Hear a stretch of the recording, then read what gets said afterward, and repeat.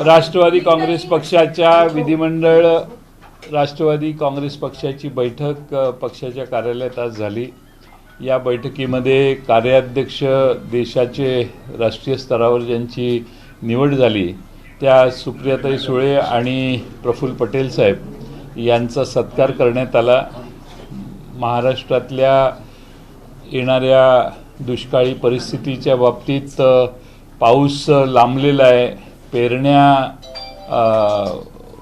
दुबार करण्याची एखाद्या वेळी पाळी येण्याची शक्यता आहे आणि त्यामुळे पेरण्या करायच्या की नाही पहिल्यांदाच ही देखील समस्येत महाराष्ट्रातल्या वेगळ्या भागातला शेतकरी आहे। पाण्याचे साठे अपुरे आहेत, त्यामुळे फार मोठ्या प्रचंड संकटात महाराष्ट्रातल्या पिण्याच्या पाण्याचा प्रश्न जाणार आहे आणि या सगळ्याच गोष्टीची महाराष्ट्रातल्या वेगळ्या भागाची चर्चा राष्ट्रवादी विधिमंडळ पक्षाच्या बैठकीत आज झाली। अनेक विधानसभेच्या आणि विधान परिषदेच्या सदस्यांनी आपली मतं त्या ठिकाणी मांडली। या सर्वांच्या पार्श्वभूमीवर या प्रश्नांच्या पार्श्वभूमीवर अनेकांनी त्यांच्या भागातले प्रश्न देखील मांडले।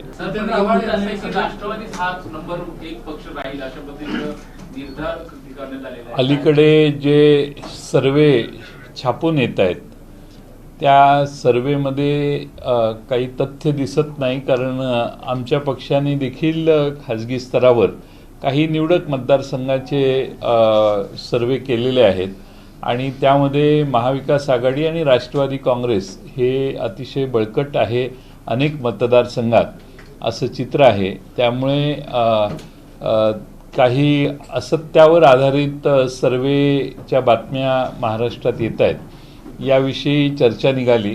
त्यावेळी राष्ट्रवादीने केलेल्या काही भागातल्या सर्वेंची माहिती मी पक्षातल्या सर्व विधिमंडळ सदस्यांना अवगत करून दिली। त्याचा निष्कर्ष हाच आहे की राष्ट्रवादी काँग्रेस हा महाराष्ट्रात एक मोठा पक्ष आणि लोकांचा पाठिंबा अधिक असणारा पक्ष म्हणून पुढे येतोय आणि महाराष्ट्रातल्या काही भागात हे आमदार येणार ते आमदार नाही येणार असे जे सांगण्यात आलेले आहे, नेमके तिथलेच सर्वे ची माहिती मी देण्याचा प्रयत्न केला की जिथं आमचे तिथले आमदार हे फार कम्फर्टेबल परिस्थितीत आज आहेत।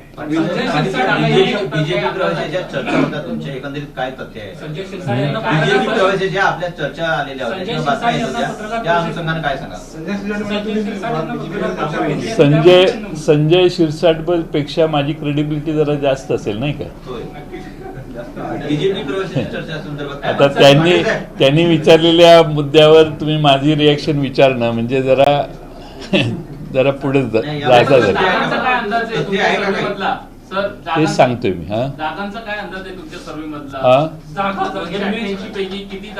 आम्ही 288 जागांचा सर्वे केलेला नाहीये।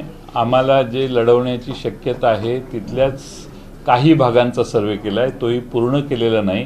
पण आम्हाला ज्या मतदारसंघात आवश्यकता आहे तेवढे आम्हाला सर्वे केले आहेत। आता जयंत पाटलांच्या किंवा येवल्याचा किंवा बारामतीचा किंवा कराडचा सर्वे करण्याची आम्हाला आवश्यकता नाही। ज्या ठिकाणी आवश्यकता अशा निवडक काही महत्त्वाचे ठिकाणी आम्ही सर्वे केले आणि नेमके त्या ठिकाणी फार चांगली परिस्थिती आहे। त्याची कोणतीही चर्चा झालेली नाही।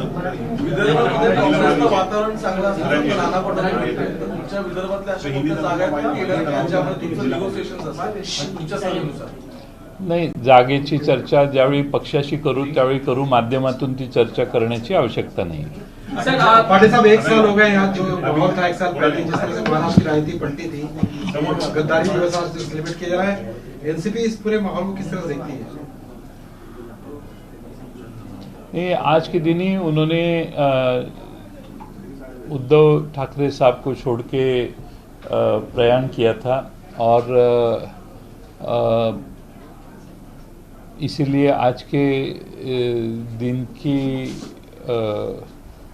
बारे में कुछ लोगों ने आंदोलन किया है, आपको भी मालूम है। सर, कांग्रेस ने कहा है, नाना पटोले जब ये कहते हैं कि इस आंदोलन के बारे में गद्दार दिन मनाना है, इस बारे हमें को तो कोई जानकारी नहीं थी। आप एमबीए में हैं, दो कर रहे हैं, एक को कुछ पता ही नहीं है। नहीं, ऐसा है कि ये हमारी पार्टी का प्रोग्राम था पार्टी के स्तर पे किया गया है। महाराष्ट्र के अनेक जिले में ये प्रोग्राम हुआ। सिर्फ लोगों को याद दिलाने के लिए ये ज़रूरी था, वो हमारे पार्टी ने सब जगह किया। सर, इसके अलावा हम देख रहे हैं कि जो विधान परिषद के नेता प्रतिपक्ष हैं वो कहते हैं कि विधान परिषद में उनकी संख्या 11 है, लेकिन हमें मालूम है कि 2 जन वहां जा चुके हैं। तो आपके लिए और राष्ट्रवादी के लिए उनकी संख्या 9 है कि 11 है? क्या आप आने वाले समय में नेता प्रतिपक्ष के लिए आप दावेदार हैं? हम साथ में बैठ के बातचीत करेंगे और इसका निर्णय करेंगे। इसके अलावा सर, बीएमसी पे जिस तरह से कैग रिपोर्ट को लेकर अब एसआईटी का गठन किया है, डिप्टी सीएम भी कहते हैं कि इन्होंने किया भ्रष्टाचार तो सामने आई गई, क्या कहे, बदले की राजनीति है, अचानक से सारा शुरू हुआ है कि सही दिशा में जांच होनी चाहिए, ऐसा आपको लगता है? केवल इसमें ये ऐड करना है कि खाली स्पेसिफिक समय का ही कैग रिपोर्ट के बारे में मैं थोड़ा सा पढ़ के इसके ऊपर बताऊंगा। मैं ऑफ हैंड ऐसा बताना ठीक नहीं होगा। मैं शायद 2 दिन में मैं इसमें कोई मैंने स्टडी नहीं किया है। Sir, do you think this is selective targeting or political vendetta, particularly targeting that figure? नहीं, if CAG report has said something, then I haven't read CAG report, so I will read the CAG report and then react on that.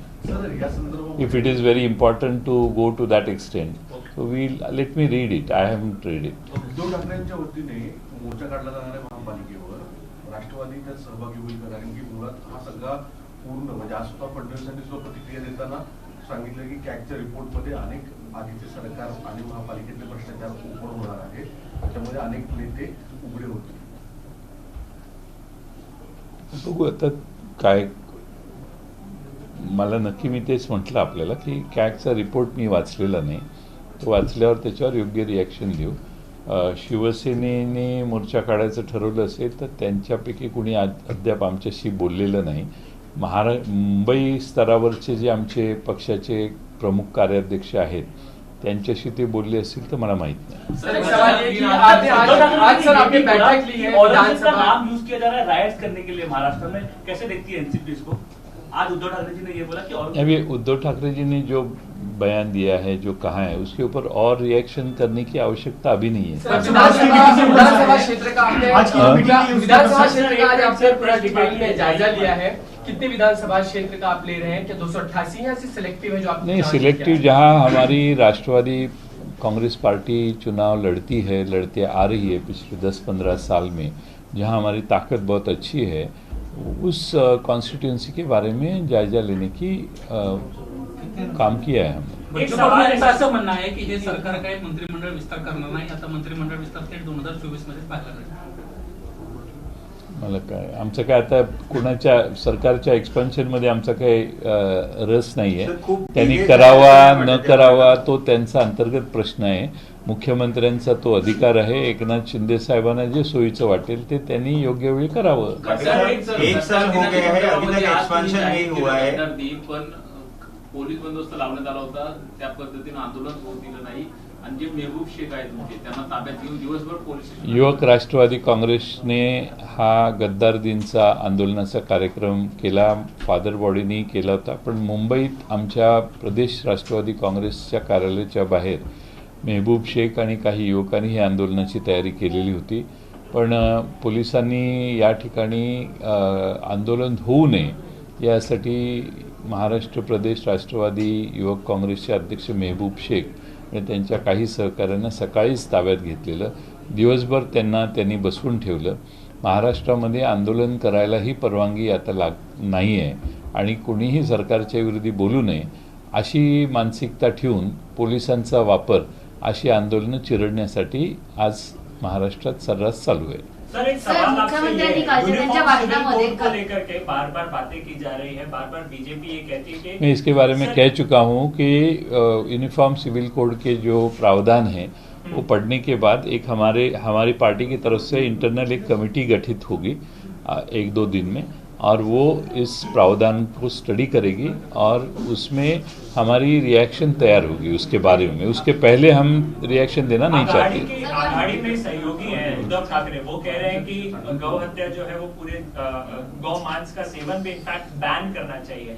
और uniform civil code जब आप लगाएंगे तो ये सारे कानून को भी उसमें एड्रेस किया जाना चाहिए। तो क्या इस विषय को लेकर के आप लोगों की सहमति बनेगी? क्योंकि आपकी विचारधारा और उनकी विचारधारा में थोड़ा तो अंतर तो है। नहीं, मैंने यही कहा कि हमारी यूनिफॉर्म कोड सिविल कोड के बारे में जो डॉक्यूमेंट्स है, यानी जो ड्राफ्ट है, वो ड्राफ्ट के ऊपर हमारी एक छोटी सी कमेटी हम तैयार कर रहे हैं, आज कल में तैयार हो जाएगी, उसको वो स्टडी करेंगे और हमारा ओपिनियन उसके ऊपर हम तैयार करेंगे। महाविकास आघाड़ी जो है वो एक साथ कई विषयों पर साथ है और कई बार ऐसा भी देखने को मिलता है कि कुछ बिंदुओं पर आप लोगों के विचार अलग होते हैं। मेरा सवाल ये है कि बार बार एकनाथ शिंदे ये कह रहे हैं कि हमारी सरकार आने के बाद साल भर के अंदर डेवलपमेंट प्रोजेक्ट्स जो है वो तेज गति से जो है उसका काम शुरू हुआ है। तो सवाल ये है कि आघाड़ी सरकार या आघाड़ी के जो नेता हैं वो आने वाले दिनों में चुनाव के समय में क्या कहेंगे जनता से? किन कामों को लेकर के आप, किन एजेंडा को लेकर के आप चुनाव लड़ेंगे? आपके पास बताने के लिए कुछ है जनता को? बताने के लिए बहुत सारा है।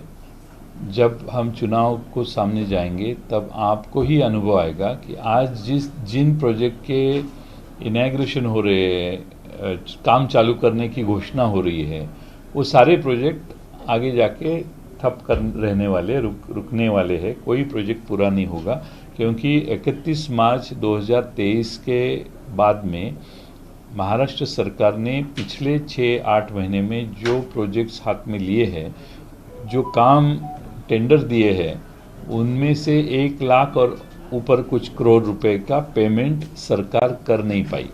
इसीलिए सरकार के पास आर्थिक परिस्थिति क्या है, और ये जो घोषणा चालू है, एडवर्टाइजमेंट बहुत होती है, ऑर्डर होती है, टेंडर निकलता है, काम अवार्ड किया जाता है, इवेंट होती है, बाद में वो प्रोजेक्ट आगे नहीं जाते। ये सबसे बड़ी समस्या महाराष्ट्र में लोगों के सामने है। और आज जब इलेक्शन के सामने जाएंगे तब आपको भी अनुभव आएगा कि यहाँ नारियल फोड़ा था, घोषणा हुई थी, प्रोजेक्ट चालू हुआ था, लेकिन वो पूरा नहीं हुआ। सर, एक शेवटचा प्रश्न, जो आज गद्दार दिवस साजरा करण्यात आला, अनिल बोंडे जे भाजपचे खासदार आहेत त्यांचं म्हणणं आहे की राष्ट्रवादीकडूनच गद्दारी सुरू झाली, कारण की त्यांनीच वेगळा पक्ष स्थापन करून गद्दारी केली, त्यामुळे पवार साहेबांचा पक्षच गद्दार आहे। अनिल बोंडेंचं विधान जे आहे ते महाराष्ट्रात आता गांभीर्याने घेण्याची काही गरज नाही, कारण ते एवढे पवार साहेबांच्या शिवाय इतका व्यक्तिस्तरावर येऊन भाष्य ते करतात। आता भारतीय जनता पक्षाला 25 वर्षापूर्वी जी घटना झालेली आहे, ती एका मुद्द्यावर काही विशेष विषय घेऊन पक्ष वेगळा झाला। त्यामध्ये पवार साहेबांनी असे आमदार फोडायचं काम केलं नाही।